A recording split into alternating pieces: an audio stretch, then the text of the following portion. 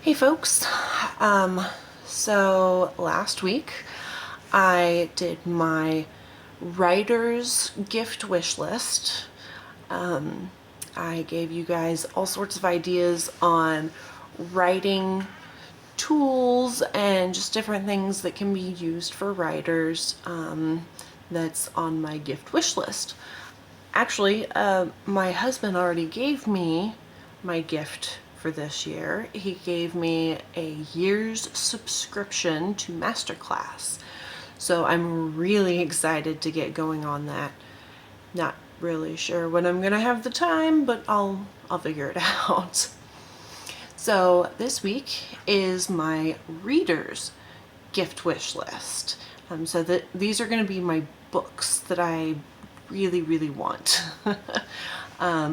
I did promise that I would condense it to my top 10. That took way longer than probably necessary, but I have a lot of books on my to be read list. And I mean, yeah, a lot of those are already here at my house, but there's plenty more that need to be bought. So with that, the first one is The Paris Apartment by Lucy Foley. That was actually recommended to me, it feels like forever ago. It's supposed to be a really good mystery, and I do love mysteries. The next one is Utopia by Thomas More. It's a very old book. It actually, in the movie Ever After, starring her name is Danielle in the movie, and it is another telling of the Cinderella story. I can see her face. I'll have to look it up. But they actually reference that book in the movie. The dad gives Danielle, the little girl, a copy of Utopia. And it was originally written in Latin in 1516. So I love anything that has a lot of history to it like that. So the next book on my list is Tiny Habits by B.J. Fogg. And that's a book about creating small habits to help you make large changes in your life. And then we've got Between the World and Me by, and I'm going to try really hard to not screw this up, but by Ta-Nehisi Coates. If I have mispronounced that, I apologize. Please correct me so that way I know. But Between the World and Me looks like a phenomenal book. It is actually sort of a autobiography to where the author is writing a letter to his son about being black in America. And I love anything that gives me a different perspective on life. The Crow Girl by Eric Axel Sund seems like a really good psychological thriller. Then we've got, I hate admitting that I have never read The Diary of a Young Girl by Anne Frank. So that is a book that needs to be on my bookshelf ASAP. I also, so in high school, I read a book called The Joy Luck Club, and it was a really interesting book. And it's following 4 Chinese immigrant families in San Francisco.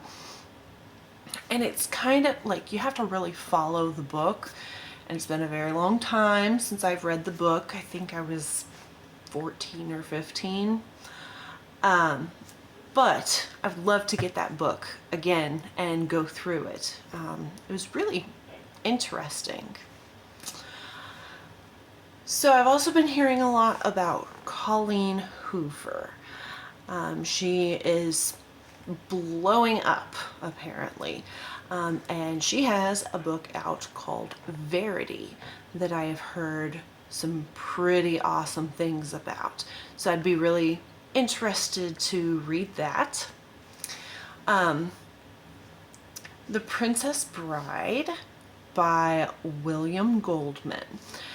So I love the movie The Princess Bride. It actually has some significance in our household, but I've never read the book. And so I would love to get my hands on that book. And then number 10 is a book I have read, I do own, and that is To Kill a Mockingbird by Harper Lee. However, my copy of To Kill a Mockingbird is from 6th grade. So that was far too many years ago. Oh gosh, that was over 20 years ago. God, I feel old. But my copy is still the original copy from when I had to read it the summer between 5th and 6th grade. Still has my 6th grade teacher's name on the inside cover. Still has my little notes in the margin and passages that are highlighted that I had to pay attention to. I remember actually when the school year started, because we had to read the book during the summer, and then the school year started, and one of the first things we did was we watched the movie for To Kill a Mockingbird. And we sat there and we took notes as to, comparing between the book and the movie. And we had to, make notes on symbolism and all that stuff. Anyway, I really need a new copy of this book. It is old. It is falling apart. I think the first couple pages are actually like the top part of the page is torn a little bit, and that's not okay.